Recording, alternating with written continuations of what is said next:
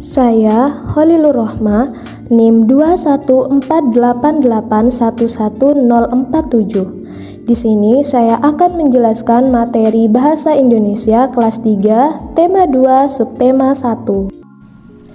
Hai adik-adik pintar, Assalamualaikum, selamat pagi. Gimana nih kabarnya hari ini? Semoga sehat semua ya.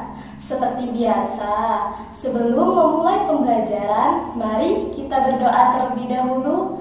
Berdoa mulai. Selesai.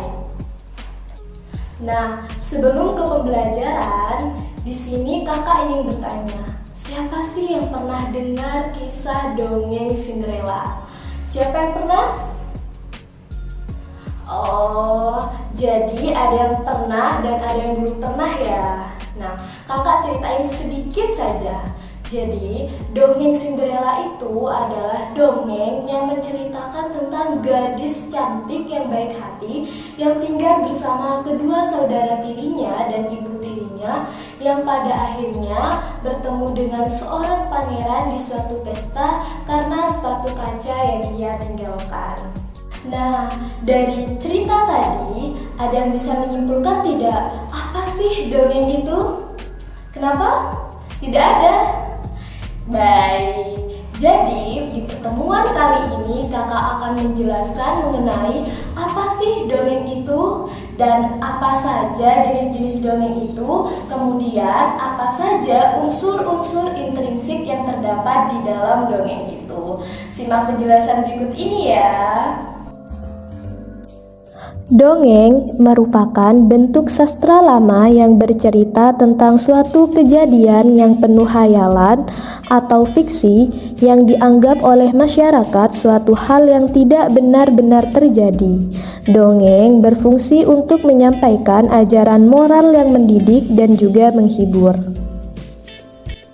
Jenis-jenis dongeng. Yang pertama, dongeng biasa adalah dongeng yang biasanya menceritakan suka duka dan impian seseorang.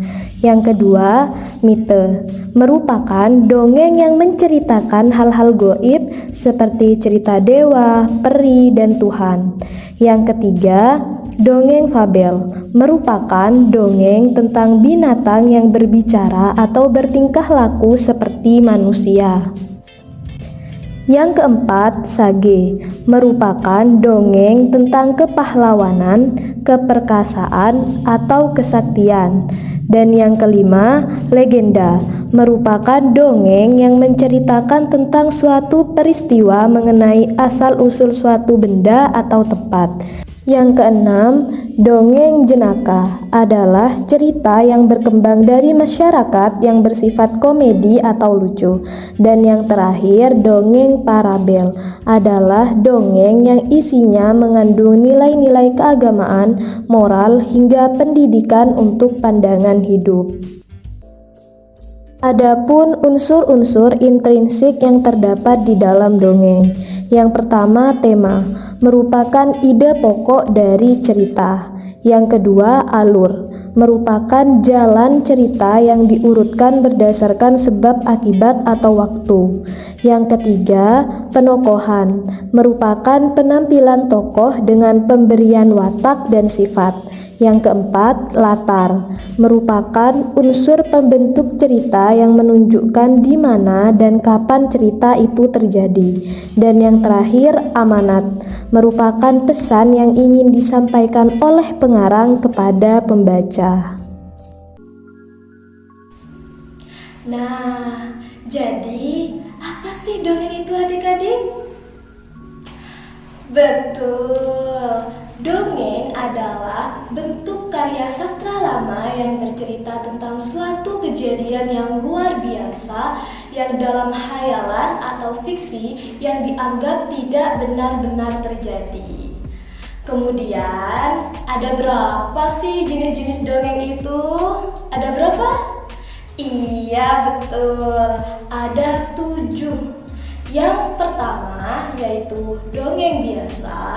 yang kedua yaitu mite, yang ketiga yaitu fabel, yang keempat yaitu sage, yang kelima yaitu legenda, dan yang keenam yaitu dongeng jenaka, dan yang ketujuh yaitu dongeng parabel. Sampai di sini kalian paham kan adik-adik? Pinter.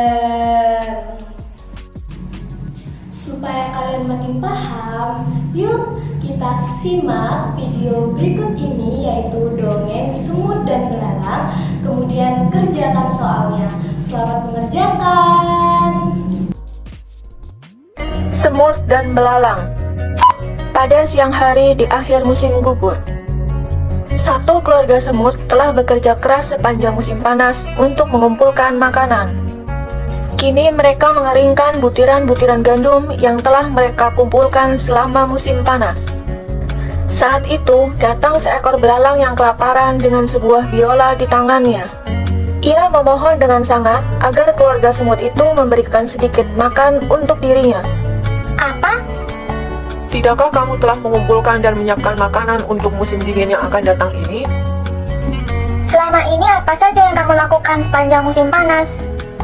Saya tidak punya waktu untuk mengumpulkan makanan. Saya sangat sibuk membuat lagu.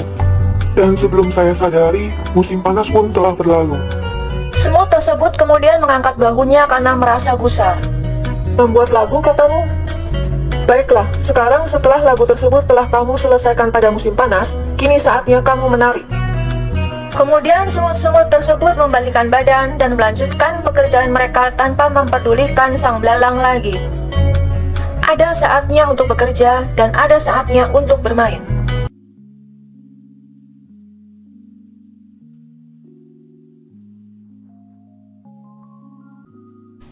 Baik, mungkin itu saja penjelasan dari kakak mengenai apa sih dongeng itu dan apa saja jenis-jenis dongeng itu dan apa saja unsur-unsur intrinsik yang terdapat di dalam dongeng itu. Semoga penjelasan dari kakak tadi bisa bermanfaat bagi kalian. Terima kasih, sampai jumpa.